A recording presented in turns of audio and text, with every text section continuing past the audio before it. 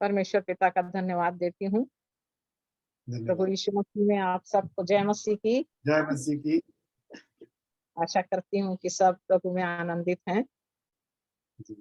और कल का जो वचन प्रभु के दास ने हमारे बीच में रखा था कि निर्णय, कि जब अब्राहम को परमेश्वर ने आज्ञा दिया तो अब्राहम ने एक निर्णय लिया और उस निर्णय को पूरा करने के लिए वो उस जगह से चला।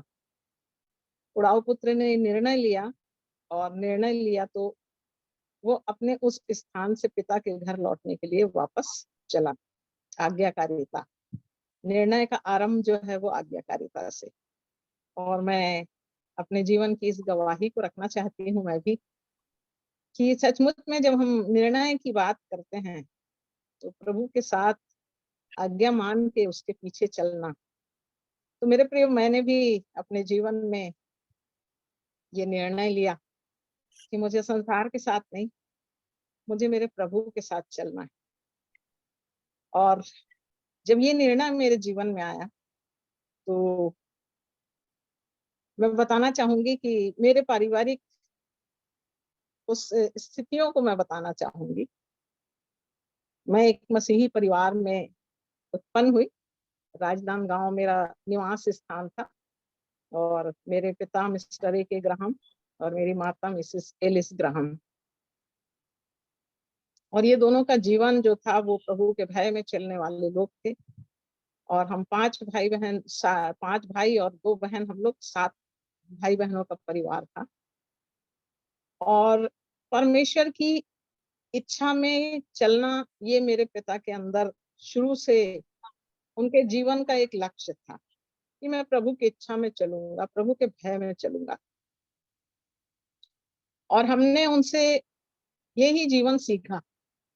हमको कुछ नहीं मालूम था, हमको सिर्फ यही मालूम था कि हमको बाइबल पढ़ना है, हमको दुआ करना है, हमको प्रभु की स्तुति करना है। हमारे पास जो भी समय पढ़ाई करने के बाद बचता था, वो समय हम लोग अपने प्रभु को देते थे। हम सुबह 4 बजे से उठ जाते थे।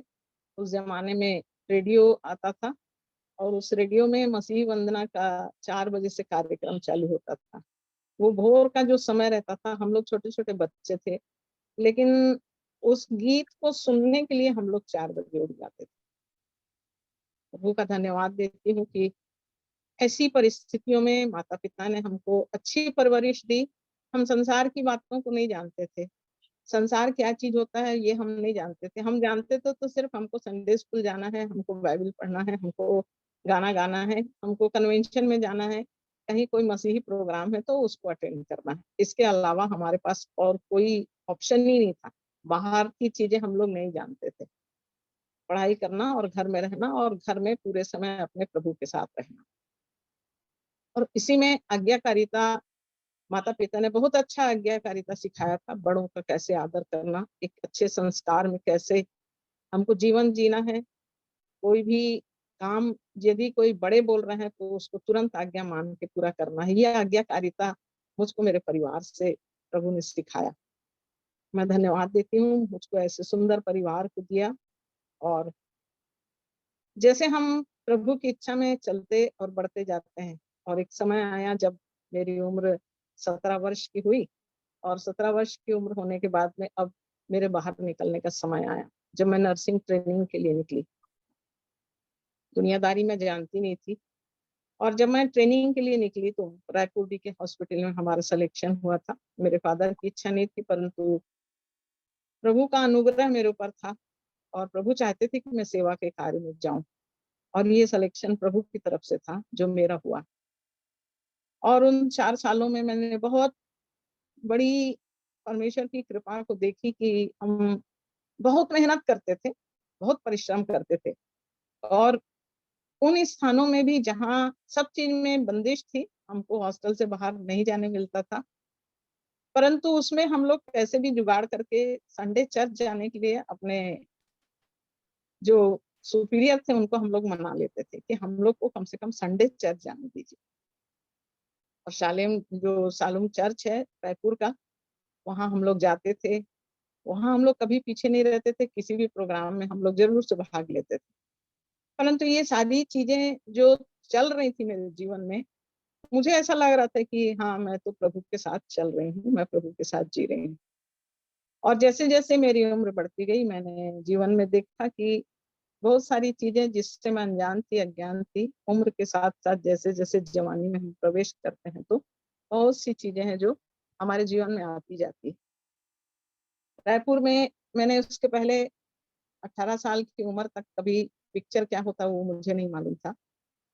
परंतु रायपुर में जब मैं ट्रेनिंग में थी, तो वहाँ मेरी बहन लोग आते थे, मेरे बड़े पापा की बेटी लोग, वो लोग घर ले जाते थे और घर लेके मुझे कहाँ घुमाने ले जाना है बोल के उन लोग कहीं नहीं, वो मुझको पिक्चर हॉल ले जाते थे। और मैंने तब जाना कि पिक्चर क्या चीज़ होता है।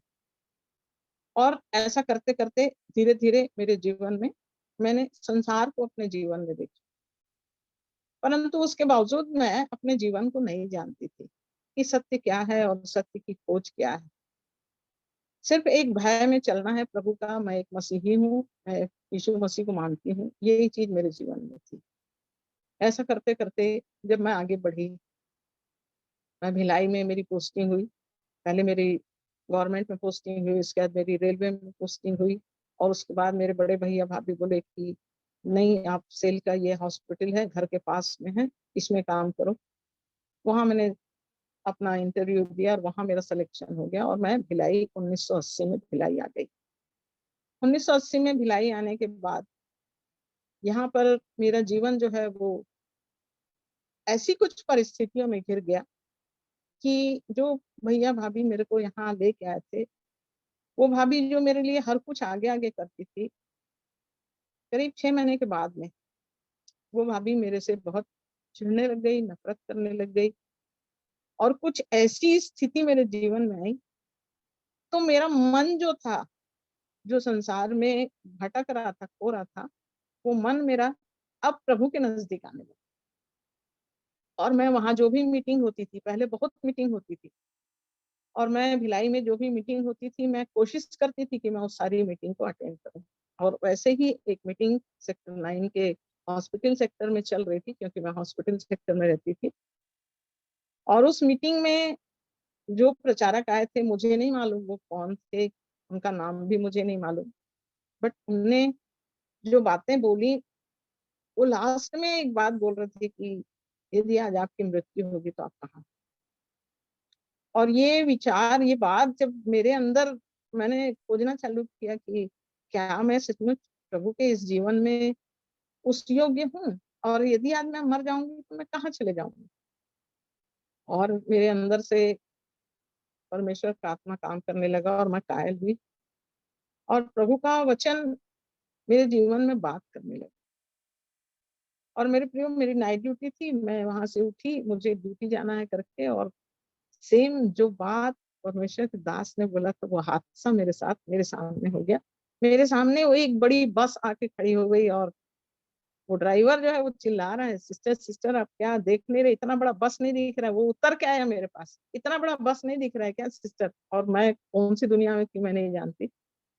और तब अचानक मेरे को होश आया, मैं देखी कि इतनी बड़ी ग्रीन बस बीएसपी की खड़ी मेरे सामने और मेरे को कैसे ये दिखाई नहीं दिया।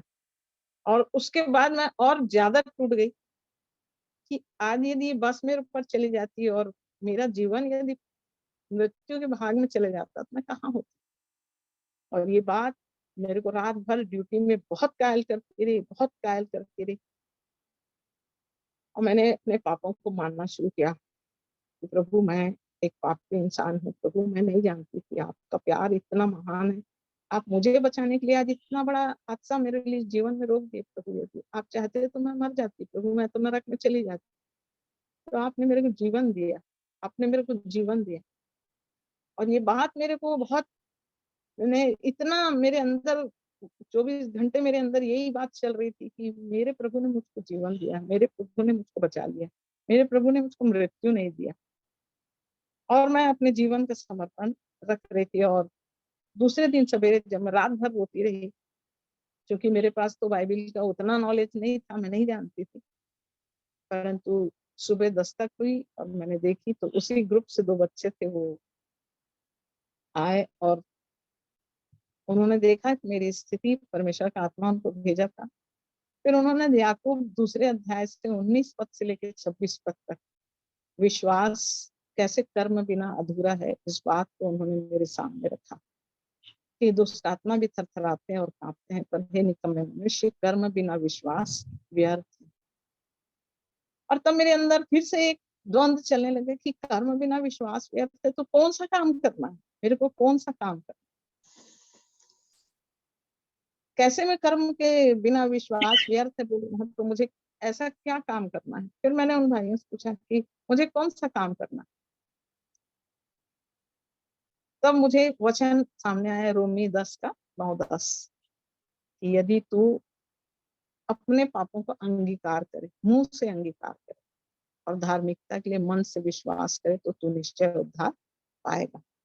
और ये वचन मेरे जीवन में काम किया और मैंने इस वचन को अपने जीवन में लिया और मैं आंसुओं के साथ प्रभु के सन्मुख अपने पापों को रखी और मैं कही, मैं मानती हूँ प्रभु, मैं अंगीकार करती हूँ, मैं पापी हूँ।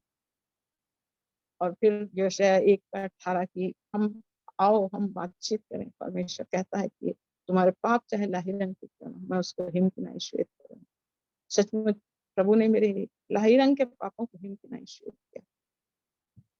और वो मीटिंग खत्म हुई और वो मेरे भाई लोग, मेरे अंदर एक ऐसा द्वंद आ गया कि भाई मैं अब इस जीवन को जीना चाहती हूँ, मैं इस जीवन को नहीं छोड़ना चाहती, मैं प्रभु के साथ चलना चाहती हूँ। जैसे आप लोग सब कुछ छोड़ के प्रभु की सेवा कर रहे हो ना, आप लोग मेरे को भी ले चलो। आप लोग जानते हैं, लेकिन हम बेटियां हैं और अनमेरिड थी मैं, तो जब तक हम हमारे पापा से परमिशन नहीं लेंगे तो वो चीज नहीं हो पाएगी। और तब मेरे पापा ने इस चीज के लिए मुझे परमिशन नहीं दिया और वो भाई लोग, टीम जो आई थी वो टीम हैदराबाद वापस चली गई। और मैं दिन रात प्रभु के वचनों को पढ़ती रहती, बड़ी आशीषित होती। और इसी के साथ साथ मेरे जीवन में एक दूसरा कार्य बढ़ता चला गया। दुष्ट आत्मा, शैतान का काम मेरी भाभी के अंदर से होके वो मेरे जीवन के लिए बहुत बड़ी रुकावट बन गया और उन्होंने मुझे ऐसी स्थिति में ला दिया कि मैं बेड रिडन हो गई। अब तो नहीं है मेरी भाभी, लेकिन उस दशा में यहाँ तक कि वो पुलिस केस हो गया क्योंकि मेरे को बहुत बुरी रीति से चोट लग गई थी स्पाइन में। और उस स्पाइन की चोट के कारण मैं 3 महीने बेड रिडन थी। और हॉस्पिटल में जब मुझे एडमिट किए तो हॉस्पिटल वालों ने उसको पुलिस केस कर दिया।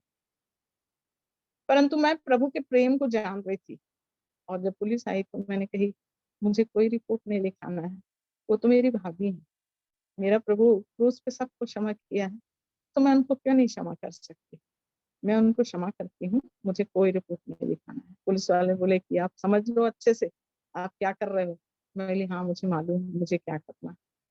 और प्रभु ने मेरी सहायता की उस समय कि मैं उनको दिल से माफ कर सकी। प्रभु का अनुग्रह मुझ पे बना रहा और इस तरह से मैं संगति ढूंढती थी, लेकिन उस समय ऐसा कोई चर्च या ऐसा कोई लोग जीवन मुझे नहीं मिला और ये संगति मेरी खत्म हो गई। और इसके बाद फिर मैं अपने जीवन में जिस चीज को मैं चाह रही थी वो चीज जब मेरे जीवन में नहीं मिला तो फिर से शैतान ने अपना कार्य करना मेरे जीवन में आरंभ कर दिया। और ऐसा करते करते 88 में ब्रदर चार्ल्स और ब्रदर रवि, इनके द्वारा मैंने फिर से सत्य को परमेश्वर के वचन से जाना। और पहला कुरिन्थी उसके 3 अध्याय के 16 और 17 पद से, क्या तुम नहीं जानते कि तुम परमेश्वर का मंदिर हो और परमेश्वर का आत्मा तुम में वास करता है। यदि कोई परमेश्वर के मंदिर को नाश करेगा तो वह तुम्हें भी नाश कर देगा, क्योंकि परमेश्वर का मंदिर पवित्र है और वो तुम हो। ये 4 प्रश्न मेरे सामने आने लगे। क्या तुम नहीं जानते? मैंने कहा प्रभु मैं नहीं जानती, मैं सच में नहीं जानती कि मेरा जीवन आपका मंदिर, ये बात मुझे नहीं मालूम है प्रभु। और तब मैं जिस हॉस्पिटल में मैं काम करती थी सेक्टर 9 में, उसके बाजू में हमारे ओटी के बाजू में एक मंदिर, मैं देख उन लोगों को, उन जो मंदिर में जाते थे उनकी स्थितियों को देखती थी, ये लोग कैसे कैसे करते हैं मंदिर में जाने के लिए। तब मैंने उन सारी चीजों को ध्यान करना शुरू किया अपने जीवन में कि मंदिर कैसा होता है, मंदिर में जाने से लोग कैसे-कैसे करते हैं, कैसे उन लोग अपने आप को शुद्ध करते हैं, कैसे उन लोग भेंट लेके जाते हैं, कैसे उन लोग अपने ईश्वर को वहाँ तक जाके कैसे उन लोग अपना वो चढ़ाते हैं। वो सारी चीज़ों से फिर मैंने अपने जीवन में सीखना शुरू किया कि मेरा जीवन यदि मंदिर बनना है तो मुझे क्या-क्या, कैसे-कैसे अपने जीवन में करना है। और प्रभु का धन्यवाद कि प्रभु ने मेरे जीवन में इन बातों को सिखाना शुरू किया। यदि कोई परमेश्वर के मंदिर को नाश करेगा, तो तुम्हें भी नाश कर देगा। और तब यहाँ पर मेरे आँसू निकलने लग गए। मैंने कही प्रभु मैं नाश नहीं होना चाहती, मैं नाश नहीं होना चाहती, मैं आपका मंदिर बनना चाहती हूँ। प्रभु आज एक बार फिर से मैं अपने आप को आपके हाथों में संपूर्ण रीति से सौंपती हूँ। और ये वचन मेरे जीवन में काम किया मेरे प्रिय, और इस वचन को मैं अपने जीवन में आज तक इस वचन को लेकर मैं चल रही हूँ। क्योंकि सचमुच में यदि मैं उस मंदिर के रूप में नहीं बन सकती, तो परमेश्वर का आत्मा मेरे अंदर नहीं होगा। और वचन कहता है जिस किसी मसीह का आत्मा नहीं वो उसका जन्म नहीं। मसीह का जन्म बनने के लिए मसीह का आत्मा मेरे अंदर होना। और प्रभु यीशु ने कहा कि मैं जा रहा हूँ और मैं तुम्हें वो आत्मा भेजूंगा तुम्हारे लिए, जो सर्वदा तुम्हारे साथ रहेगा। तो क्या सचमुच में मेरे पास हुआ? ये वचन मेरे जीवन में काम किया। और उसके बाद मेरे जीवन में अद्भुत बातें होती चली गई। परमेश्वर का वचन मुझे कायल करता, मैं घंटों घंटों घंटों ड्यूटी में भी मेरे को जब भी थोड़ा-सा समय मिलता मेरे पास मेरी पॉकेट बाइबल रहती थी।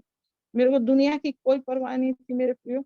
मेरे को सिर्फ प्रभु और उसका प्यार दिखाई देता था। और मेरे आँखों से आँसू बहते रहते थे और मैं उसके प्यार में इतनी डूबी रहती थी कि उस अस्पताल में जहाँ मैं नौकरी करती थी मुझे बहुत सताना चालू कर दिए लोग। कि बाइबल पढ़ती है, बाइबल पढ़ती है, बाइबल पढ़ती है। मुझे दुनिया से कोई मतलब नहीं। कोई क्या बोल रहा है उससे मेरे को कोई वो नहीं। बहुत सताव मैंने सही हुआ। प्रभु का धन्यवाद देती हूँ कि उसके बाद जब 1 साल पूरा हो गया, परमेश्वर का काम मेरे जीवन में आरंभ हो चुका था मेरे प्रियो। और परमेश्वर की इच्छा में चलने के लिए मैंने अपना समर्पण कर दिया। और 89 में मुझे भयंकर तकलीफ हुई, स्पाइन का जो प्रॉब्लम था वो मेरे जीवन में बहुत ही माने कठिन समय मेरे जीवन में आया कि मैं बेड रिडन हो गई फिर से। और 1 माह पूरा मैं बिस्तर से उठ नहीं सकती थी, हिल नहीं सकती थी, मेरे बेड को कोई टच नहीं करना, ऐसी मेरे को तकलीफ हो गई। परंतु मैं प्रभु का धन्यवाद देती हूँ कि ये समय मेरे जीवन के लिए एक ऐसा समय था जिसमें मैं प्रभु के प्रेम की गहराई को और करीब और करीब और करीब अपने जीवन को प्रभु से जोड़ के अपने जीवन में उस प्रेम को प्रभु के देखती चली गई। और उन्हीं समयों में प्रभु अद्भुत बातों से मुझको सिखाता था। बाइबल जैसे ही मैं खोलती थी, पढ़ती थी, एक-एक वचन मेरे सामने आ जाता था। जिन बातों को मैं जानना चाहती थी, वो वचन मेरे सामने खुलते चला जाता था। और याकूब में जैसे लिखा है कि हे प्रियो जब तुम नाना प्रकार की परीक्षा में पड़ो तो इसको पूरे आनंद की बात समझना। तो मैं इन सारे वचनों से प्रभु से बात करती थी। प्रभु आप बोलते हैं आनंद करना तो मैं कैसे आनंदित हूँ प्रभु? मेरा तो शरीर इतना तकलीफ है, इतना दर्द से भरा हुआ है प्रभु। मेरा जीवन प्रभु जवानी है लेकिन मेरे जीवन में मेरे अंदर तो केवल प्रॉब्लम ही प्रॉब्लम है प्रभु। आप बोलते हैं आनंदित रहना। फिर प्रभु का वचन मुझे सिखाना चालू किया कि सचमुच जब हम परीक्षा में होते हैं तो हमको कैसे आनंद होना। प्रेरितों के काम में देखते हैं हम कि कैसे पौलुस और सिलास जो मार मार के उनको उल्टा लटका के रख दिया गया था और वो रात के समय में परमेश्वर की स्तुति कर रहे थे। वचनों को दिखाता था प्रभु मेरे को कि वो कैसे आनंदित थे। पतरस को जब जेल में बंद कर दिया गया था तो एक इंसान चिंता के मारे तो रात भर नींद नहीं आएगी, लेकिन पतरस आराम से सो रहा था। स्वर्गदूत आया, उसका दरवाजा खोला और पतरस को बाहर कर दिया। बोले परीक्षा के समय ये है आनंद। यदि तुम इन परिस्थितियों में मेरे साथ रहोगी तो उस आनंद को समझोगी। और तब मैंने अपने जीवन की इस गवाही को लोगों से बांटना शुरू किया, क्योंकि मैं अस्पताल में काम करती थी, लोगों के बीच में काम करती थी, जहाँ बीमारी से, परेशानियों से और कई प्रकार की चिंताओं से ग्रसित लोग अस्पतालों में भर्ती रहते थे। प्रभु ने मेरी अगुवाई की, मैं लोगों के पास जा जाके प्रार्थना करना चालू करी। प्रभु मेरी बहुत सहायता किया है मेरे प्रियो। और इस तरह से फिर एक दूसरा ऑपरेशन 1 साल के अंदर मेरा हो गया। और एक तरफ मेरे जीवन में कठिनाइयाँ, परेशानियाँ आ रही थी, परंतु दूसरी तरफ मेरा प्रभु बहुत महान है। वो अपने प्यार से मुझे भरते चला जा रहा था, भरते चला जा रहा था। परमेश्वर का काम मेरे जीवन में शुरू हो चुका था। प्रभु मुझे इस्तेमाल कर रहा था। 92 में हमने एक महिला मीटिंग रखी। हमारे भाई लोग थे, हरीश भाई और शिखर भाई, अनिल भाई, इन लोग सब भाई लोग हमारे साथ भिलाई में आते थे, बराबर उनकी टीचिंग हम सुनते थे, आगे बढ़ते थे हम लोग। बोले भिलाई में एक महिला मीटिंग रखते हैं, बहन लोग आप लोग तैयारी करो महिला मीटिंग। हम लोग सेक्टर सेवा ने महिला मीटिंग चालू की है। वो महिला मीटिंग एक दिन हुआ, हमने देखा कि महिलाएं नहीं, वहां तो पूरे परिवार परिवार के लोग आ गए। दूसरे दिन देखे तो हम बहुत बड़ी भीड़ जमा हो गई। तो भाई लोग ने कहे कि अब ये तो कन्वेंशन में चेंज हो गया है, तो चलो अभी इसको कन्वेंशन ही कर लेते हैं। और फिर वहाँ वो मीटिंग बहुत अच्छी वो मीटिंग हुई, मुझे याद है, क्योंकि वो मेरे जीवन के आरंभ का समय था। और वहां पर परमेश्वर पवित्र आत्मा की सहायता से बहुत अद्भुत अद्भुत बातों को प्रकट करता था मेरे प्रियो। मैं तो नहीं जानती, मैं तो मतलब मैं तो कुछ थी नहीं वहां, लेकिन परमेश्वर अपनी योजना में मेरे जीवन से अपने वचनों के द्वारा बात करता था, लोगों से बात करता था। भिलाई में एक बड़ी हलचल थी उस समय, और ऐसा कोई समय नहीं रहता था। हम ड्यूटी से आते थे, 40 भैया घर आ जाते थे, और उसके बाद हम लोग निकल जाते थे। हम लोग भिलाई में ऐसी कोई जगह नहीं जहाँ पर हम लोग नहीं घूमे, ऐसा कोई घर नहीं जिसको हम लोग वचन नहीं सुना। प्रभु ऐसी सहायता करता रहा। और उसके बाद परमेश्वर का आत्मा बहुतायत की आशीष के साथ मेरे जीवन में काम करता था, दर्शन से बातें करता था। परमेश्वर का वचन मेरे सामने, मैं उन बातों को देखती थी अपने जीवन में कि कैसे प्रभु मुझे बता रहा है, और मैं बताती थी अपने सब साथ वालों को। मैं बताती थी देखो प्रभु ऐसा बताया मेरे पास, प्रभु ने आज मुझसे ऐसी बातें की, प्रभु ने आज मेरे को ये सिखाया। ये सारी चीजें मेरे जीवन में चलती रही। और ऐसा करते करते जब मुझे स्पाइन का और एक लेप्रोटॉमी का ऑपरेशन, जब ये 2 ऑपरेशन हो गए तो मेरी स्थिति बहुत तकलीफदायक थी। उस कठिन समय में हमेशा शेखर भैया मेरे को बोलते थे ये हमारा लाजर है। और उसी कठिन समय में प्रभु का आत्मा, जब मैं ड्यूटी में थी तो मैं काम करते करते, मेरे पास बहुत सारे चेस्ट वाले पेशेंट रहते थे जिसको सांस की तकलीफ होती रहती थी। तो मैं इंजेक्शन रूम में उनको इंजेक्शन लगाती थी। और जिनको, कई लोग को ऐसा रहता था बहुत सांस में तकलीफ होती थी, वो लोग कुछ खाए नहीं रहते थे, और उसके कारण से इंजेक्शन लगाने में तकलीफ होती थी। तो प्रभु बोलता था तेरे पास खाना है उसको दे, और मैं अपने खाने को उनको दे देती थी। और वहां पर एक अचानक, मेरी बाइबिल हमेशा खुली रहती थी, और मैं वचन को पढ़ते पढ़ते अपने मरीजों को बताते बताते, परमेश्वर के काम को करते करते उनके साथ में अपने कार्य क्षेत्र के कार्य को करती थी। प्रभु का धन्यवाद। मुझे बहुत रोक टोक होती थी, लेकिन मेरे अंदर एक जुनून था मेरे प्रभु के साथ मुझको जीना है, और मेरा प्रभु क्या बोल रहा है मैं उसके अनुसार करूंगी। ऐसे बहुत सारी रुकावटें आती थी। अचानक एक दिन ऐसा हुआ कि मैं बैठी हुई थी टेबल के सामने, और मेरे सामने की दीवार में मुझे एक दृश्य दिखाई दे रहा था। और वो दृश्य ये था कि एक बहुत सुंदर बारी है, और उसमें बहुत सारे पेड़ लगे हुए हैं, और उन पेड़ों में बहुत सुंदर सुंदर फूल लगे हुए हैं। और एक लोमड़ी है जो ऊंचा कुचक के उन फूलों को तोड़ रही थी। तो मैंने कही प्रभु आपके वचन में लिखा है, ये तो कहीं पर आपके वचन में लिखा हुआ है। हाँ मेरे प्रियो, ये वचन, उस दिन प्रभु ने मुझसे बातें की कि वो छोटी लोमड़ियां जो दाग की बारी को बिगाड़ती है। आइए हम लोग वचन को खोलेंगे, और इस समय उस वचन के द्वारा प्रभु ने कैसे बात किया, इन बातों को हम सीखेंगे। श्रेष्ठ गीत उसका 2 अध्याय, श्रेष्ठ गीत की पुस्तक उसका 2 अध्याय और उसका 15 पद।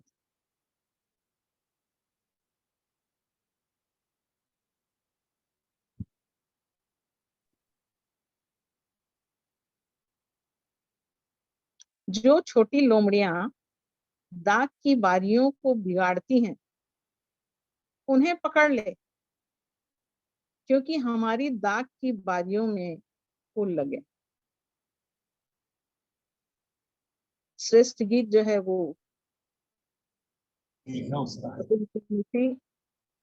प्रभु यीशु मसीह और उसकी कलीसिया, उसका वर्णन है यहाँ पर। और ये वचन यहाँ पर कह रहा है कि जो छोटी लोमड़ियां दाख की बारियों को बिगाड़ती हैं, उन्हें पकड़ ले। और तब मैं इस चीज को सोचने लगी कि ये छोटी लोमड़ी क्या चीज है प्रभु, और ये दाख की बारी को कैसे बिगाड़ रही है। उन्हें पकड़ ले, परमेश्वर का वचन बोल। और सचमुच में हमारे जीवन में ये जो लोमड़ी है वो कौन है? दाख की बारी, जो हम प्रभु के जीवन को लेके चल रहे हैं। हम प्रभु की दाख की बारी में एक पेड़ के समान है, इसमें फल लगता है, प्रभु का वचन कह रहा है, क्योंकि दाख की बारियों में फूल लगे। हम प्रभु की दाख की बारी हैं, उसने हमको चुन के अलग किया है, परंतु उस दाख की बारी में जो फूल है उसको लोमड़ी बिगाड़ रही है। उनको हटाओ बोल रहा है, उनको पकड़ ले, उस लोमड़ी को पकड़ ले। मैं आपको बताना चाहूंगी, आप लोग खोलेंगे लूका और उसका 13 अध्याय।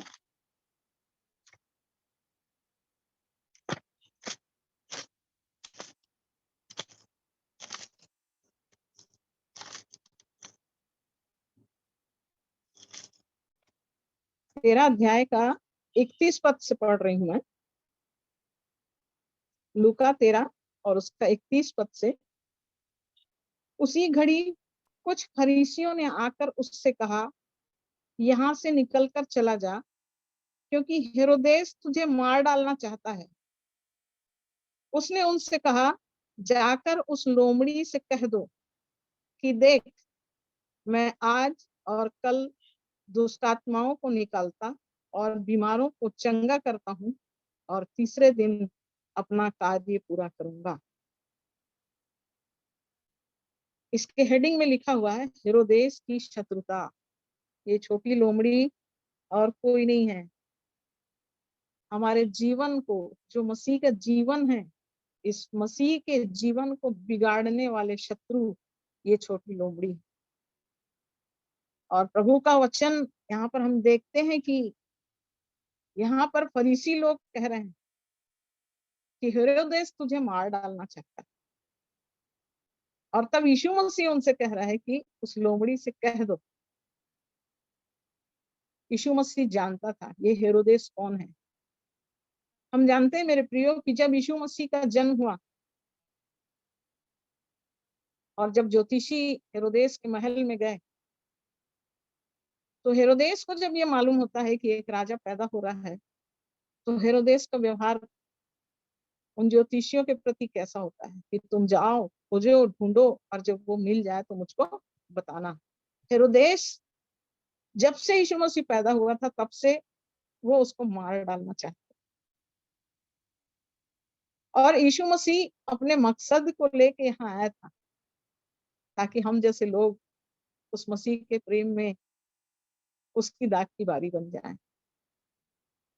लेकिन इस काम को बिगाड़ने के लिए शैतान यीशु मसीह के विरुद्ध इन कार्यों को पीछे लगा रहता था।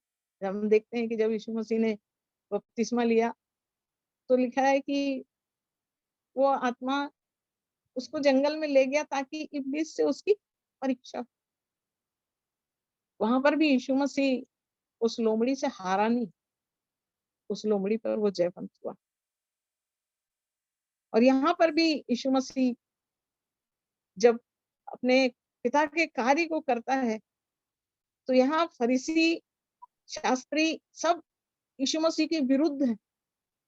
ये सब इब्लीस के चलाए चलने वाले लोग, जो कहते तो थे हम परमेश्वर के हैं, परंतु परमेश्वर को नहीं जानते। और यहाँ पर यीशु मसीह इस बात को जानता था, और तब यीशु मसीह यहाँ पर कह रहा है कि उस लोमड़ी से जाके कह दो कि मैं जो पिता का काम है वो काम को मैं कर रहा हूँ, और अपने कार्य को मैं तीसरे दिन पूरा करूंगा।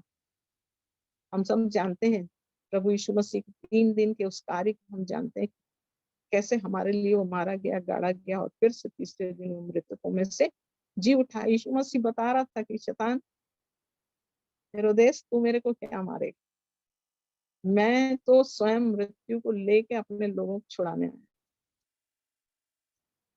तो उस लोमड़ी से कह दो बोल रहा। परमेश्वर के सामर्थ के काम का वर्णन यहाँ पर यीशु मसीह बता रहा है। हमें भी डरने की जरूरत नहीं है। हमारे विरोध में बहुत सारे लोग खड़े होंगे मेरे प्रियो, मेरे जीवन की एक गवाही है। हर पल मेरे सामने शैतान का काम खड़ा रहता है। कई बार मुझे बहुत तकलीफों से गुजरना पड़ता है, कई बार ऐसी स्थितियों से गुजरना पड़ता है, परंतु मेरे अंदर एक निश्चयता रहती है, चाहे दुनिया एक तरफ हो जाए तो हो जाए, मेरे प्रभु के साथ मैं कभी नहीं छोड़ूंगी, अपने प्रभु का साथ मैं कभी नहीं छोड़ूंगी। दुनिया मेरा साथ दे या ना दे, कोई मेरा साथ दे या ना दे, परंतु मैं अपने प्रभु का साथ नहीं छोड़ूंगी। और यही चीज हमारे जीवन में जो दाग की बारी के समान हमारे अंदर जो जीवन का फल फूल लगा हुआ है, उसको बिगाड़ने के लिए कई लोग आएंगे। ऐसी लोमड़ियों को हमको अपने जीवन से दूर करना है। मैं एक और चीज बताऊंगी कि एस्तेर की पुस्तक में आएंगे हम लोग। एस्तेर की पुस्तक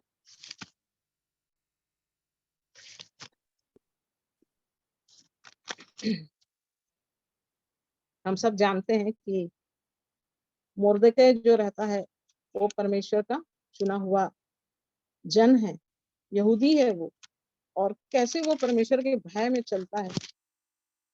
परंतु उसी मोर्देकै के लिए एक लोमड़ी जो उसके विरोध में खड़ी रहती थी, और वो है हामान। एस्तेर की पुस्तक 5वां अध्याय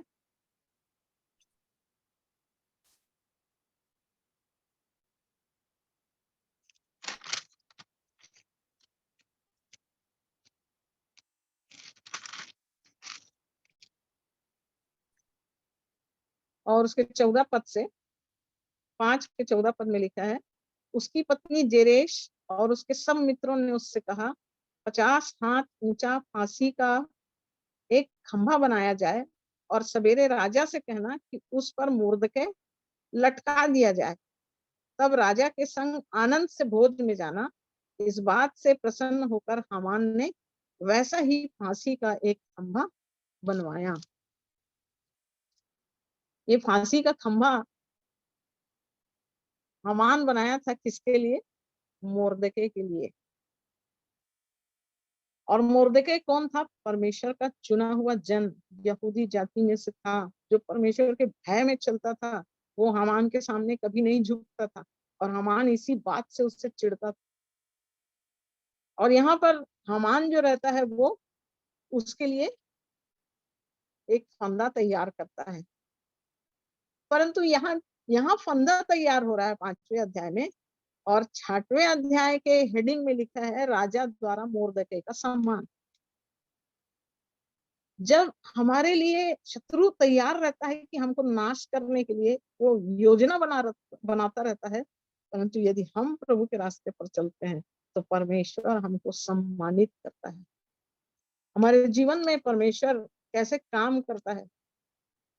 और इसलिए जब 6वें अध्याय में हम देखते हैं, उसके 7वें पद में राजा को उत्तर दिया, जिस मनुष्य की प्रतिष्ठा राजा करना चाहे उसके लिए राजकीय वस्त्र लाया जाए जो राजा पहनता है, और एक घोड़ा भी जिस पर राजा सवार होता है, और उसके सिर पर जो राजकीय मुकुट धरा जाता है वह भी लाया जाए।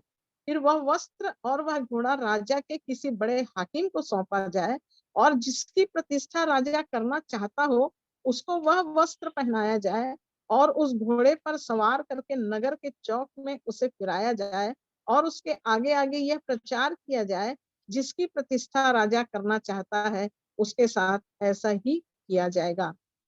राजा ने हामान से कहा, पूर्ति करके अपने कहने के अनुसार उस वस्त्र और उस घोड़े को लेकर उस यहूदी मोर्देकै से, जो राजभवन के फाटक में बैठा करता था, वैसा ही कर, जैसा तूने कहा है, उसमें कुछ भी कमी होने ना पाए। प्रभु का धन्यवाद।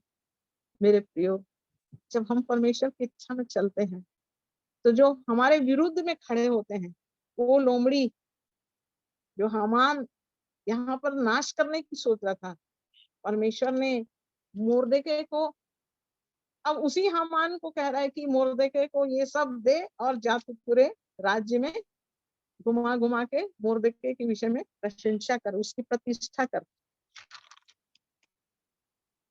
और तब हम 7वें अध्याय में देखते हैं कि किस तरह आप सबको मालूम है ये बातें, मैं इसको बहुत ज्यादा डिटेल में नहीं बताऊंगी। और तब 7वें अध्याय में उसके 10 पद में लिखता है, तब हामान उसी खंभे पर जो उसने मुर्दके के लिए तैयार कराया था लटका दिया गया। इस पर राजा का गुस्सा ठंडा पड़ गया। हाँ मेरे प्रियो, वो लोमड़ी हमारे दाग की बारी को बिगाड़ नहीं सकती। वो मुर्दके को बिगाड़ना चाहता था, मुर्दके को नाश करना चाहता था। हामान सोच रहा था कि मैं उसको उस फंदे पे लटका के हमेशा हमेशा के लिए समाप्त कर दूंगा। परंतु जिस परमेश्वर के हम बच्चे हैं, वो परमेश्वर हमारे विरुद्ध में खड़े होने वाले को हमेशा के लिए मिटा डालता। भजन संहिता 7 और उसके 15 पद को देखेंगे।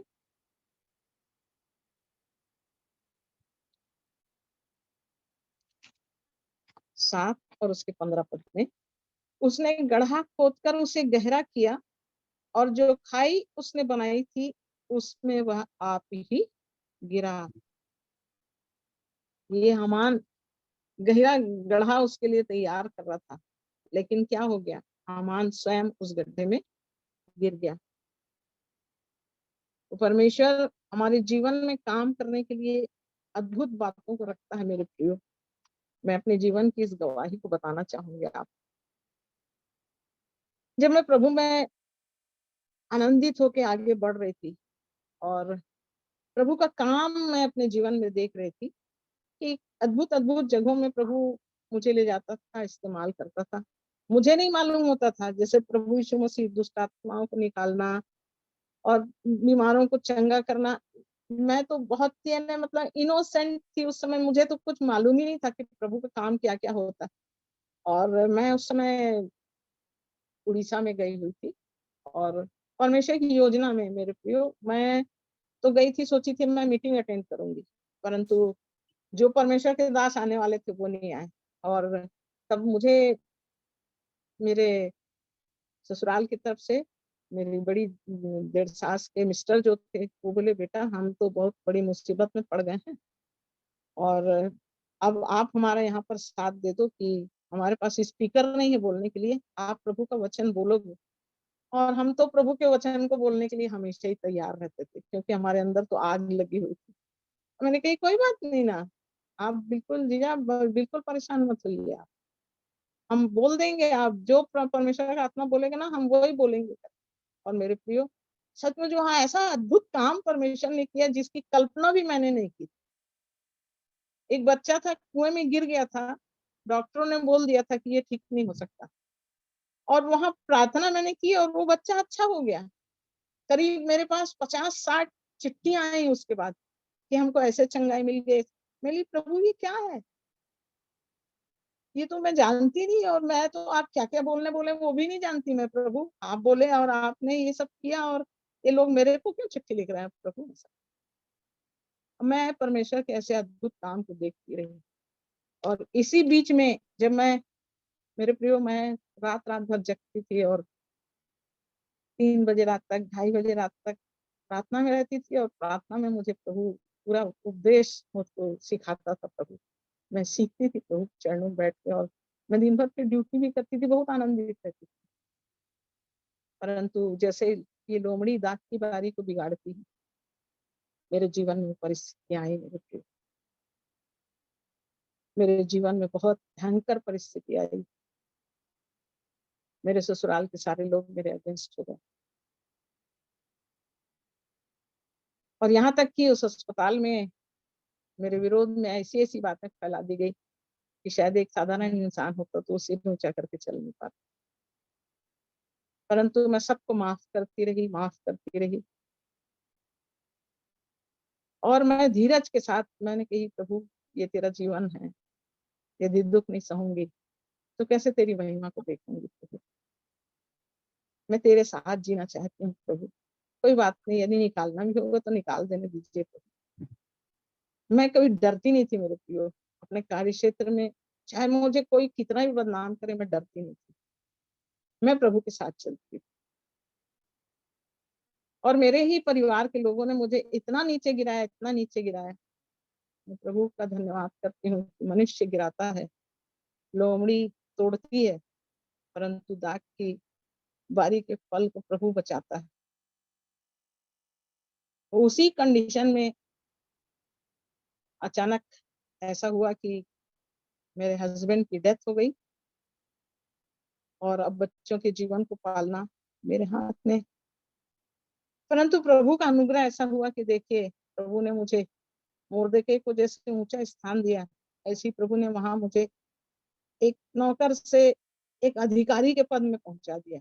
A0 में मैं पास हुई और मुझे नर्सिंग सुपरिटेंडेंट का पोस्ट मिल गया। ये सब मैं प्रभु की दया को देखती हूँ कि कैसे मेरा परमेश्वर सहायता करता है और कैसे प्रभु हमारे जीवन को ले चलता है। बस हमको एक ही बात करना है कि हमको अपने प्रभु में ईमानदार बनना। और ये कार्य मैंने अपने जीवन में देखी, और तब वही लोग जो मेरे विरोध में बातें करते थे, वही लोग सब मेरी बड़ाई करना चालू किए। वही लोग सब बदल गए। मैंने प्रभु के प्रेम को देखा। तो सचमुच में मैं इस वचन को याद करती हूँ कि कैसे हामान मार डालना चाहता था, लेकिन मुर्दके को परमेश्वर ने ऊंचा उठाया। मुर्दके खत्म नहीं हुआ, हामान हमेशा के लिए नाश हो गया। तो प्रभु हमारी सहायता करे कि हम इन बातों को अपने जीवन में पहचाने कि कैसे हमको उस लोमड़ी को अपने जीवन से अंत करना है। एक और चीज बताऊंगी मैं कि प्रेरितों के काम 13 अध्याय,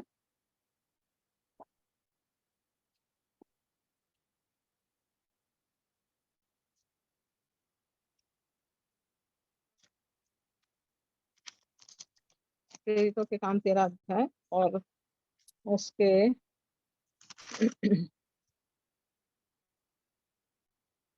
पौलुस की प्रथम प्रचार यात्रा 4 पद से पढ़ रही हूँ मैं। इसको पढ़ लेंगे तो हमको समझ में आएगा।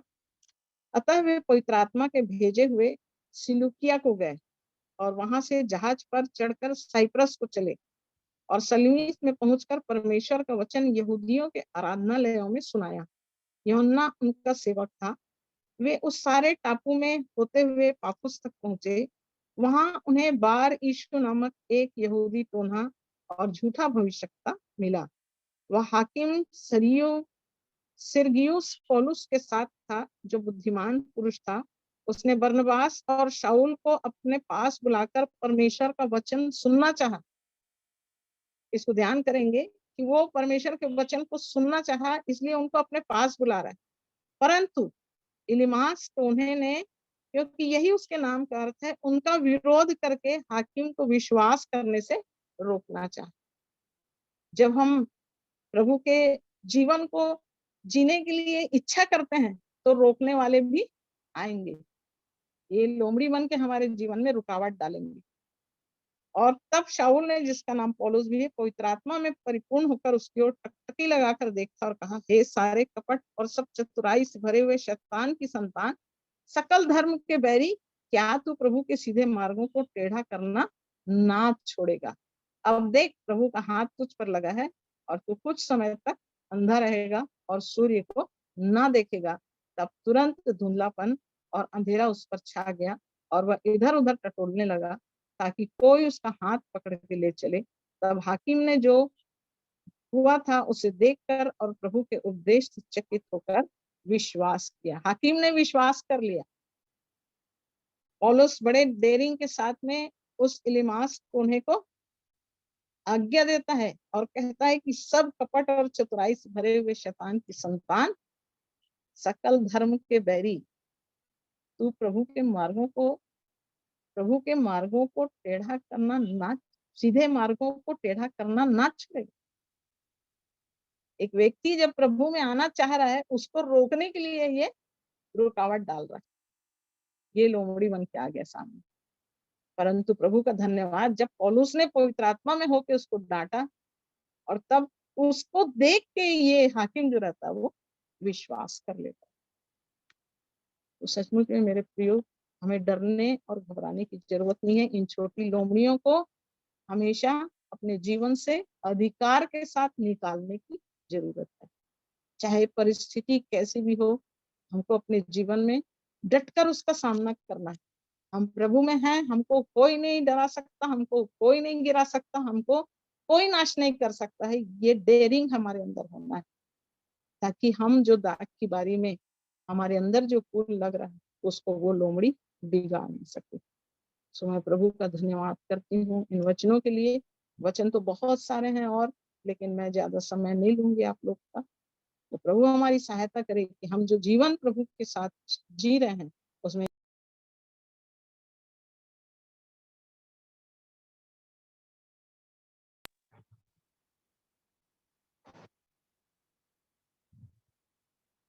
निर्णय के साथ चली जाए, और परमेश्वर का आत्मा निरंतर हमें प्रभु की योजना में आगे बढ़ाए, और उन छोटी लोमड़ियों को हम पकड़ के बांध लें, ताकि हमारी दाग की बारी को कोई ना बिगाड़ सके। प्रभु इन वचनों का आशीष दे। प्रभु का धन्यवाद। परमेश्वर पिता का धन्यवाद करता हूँ। सुंदर अद्भुत वचन हमारी प्रभु की दासी के द्वारा रखा गया। परमेश्वर का धन्यवाद करते हैं। बहुत सुंदर तरीके से हर एक बातों को हमारे जीवन में, हमारे जीवन की बढ़ने के लिए जो प्रभु की दासी के द्वारा वचन रखे गए, बहुत उत्साहित करने वाले वचन, एनकरेज करने वाले वचन। और सच में हम सबको विश्वासी होना है और दृढ़ता के साथ जो प्रभु ने हमें सेवा और कार्य दिया है, उसकी योजना को दिखाया, तो उसमें हम सभी को बढ़ते चले जाना है मेरे प्रियो। और परमेश्वर पिता का धन्यवाद करते हैं। आइए हम आगे के समय को जाएंगे। डेविड भाई भी दिख रहे हैं हमारे बीच में, अगर वो कुछ शब्द बोलेंगे हमारे लिए तो अच्छा होगा, नहीं तो फिर हम प्रार्थना करके आज की सभा को समाप्त करेंगे।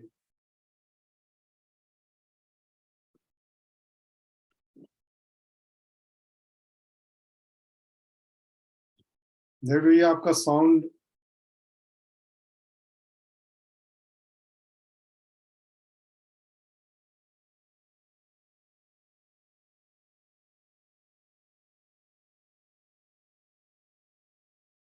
आपका आवाज बंद है।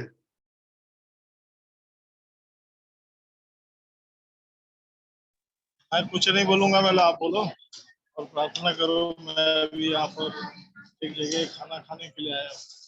जी जी ठीक है? जी एक परिवार के साथ में मैं इधर में हूँ। जी उनके यहाँ प्रार्थना करने के लिए आए थे, तो वो खाने के लिए यहाँ। जी देखिए, जी ठीक, आप लोग प्रार्थना कीजिए। आइए हम प्रार्थना में जाएंगे।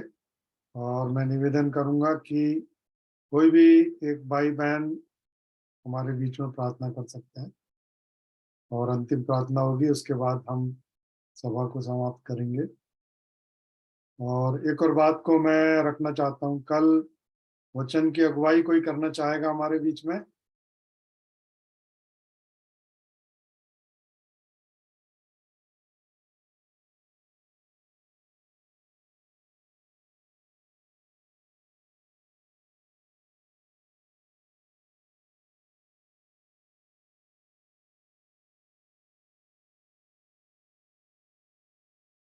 आइए हम प्रार्थना करेंगे। और मैं सिस्टर अर्चना से निवेदन करूंगा कि वो प्रार्थना में अगुवाई करेंगी।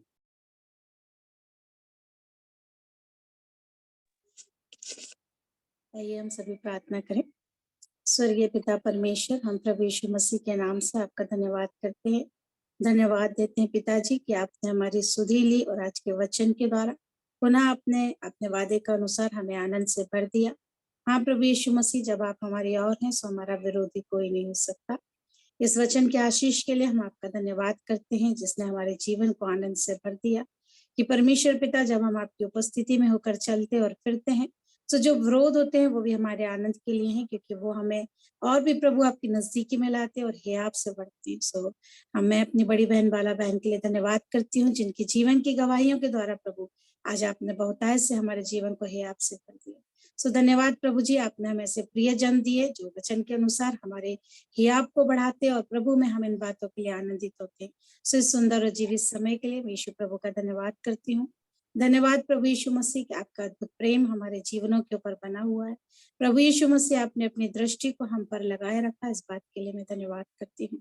निरंतर प्रभु जी जो वचन हम सुनते हैं, जिस पवित्र संगति में हम रहते हैं, प्रभु हम आपके योग्य बनते चले जाएं। जैसे बहन ने कहा कि हम उसका मंदिर है प्रभु जी, और उन्होंने अपने जीवन से इस गवाही को रखा। सो होने दीजिए प्रभु जी, हम प्रतिदिन उस पवित्रता के भागीदार हों जिसको लेकर आप हमारे लिए इस पृथ्वी पे आए। प्रभु जी आपने हमें इस संसार से, अंधकार से अलग किया ताकि हम ज्योति की संतान कहलाएं। सो इन सुंदर बातों के लिए, जीवित बातों के लिए, जीवित वचनों के लिए मैं आपका हृदय से धन्यवाद करती हूँ। सारे उपायों के लिए धन्यवाद प्रभु जी कि इस पृथ्वी पे आपने हमको चुना और इकट्ठा किया कि हम वचन के द्वारा एक दूसरे के लिए प्रभु जी अगुवाई करने वाले हो सके। सो हम सब बातों के लिए धन्यवाद करते ईश्वर राजा, हर एक को आपके नाम से ब्लेस करते प्रभु जी। होने दे, आपका पवित्र आत्मा तैयार करे आने वाले इस दिन के लिए, आपके जन खड़े होने पाए, जैसा आप कहे आपका वचन हम तक पहुंचने पाए। सब बातों के लिए धन्यवाद करते प्रभु जी। इस विपरीत मौसम में प्रभु जी आपने गैजेट्स को संभाले रखा, आवाज को आने दिया, सब बातों में अपने प्रेम को प्रकट किया। सो मैं आपका हृदय से धन्यवाद करती हूँ। धन्यवाद करती हूँ हर एक भाई बहन को यीशु नासरी के नाम से ब्लेस करती हूँ। प्रभु अपने प्रार्थना को सुना, इस बात के लिए धन्यवाद करती हूँ और यीशु मसीह के जीवित और पवित्र नाम से मांगती हूँ, आमीन। आमीन। आमीन आमीन। सभी को जय मसीह की।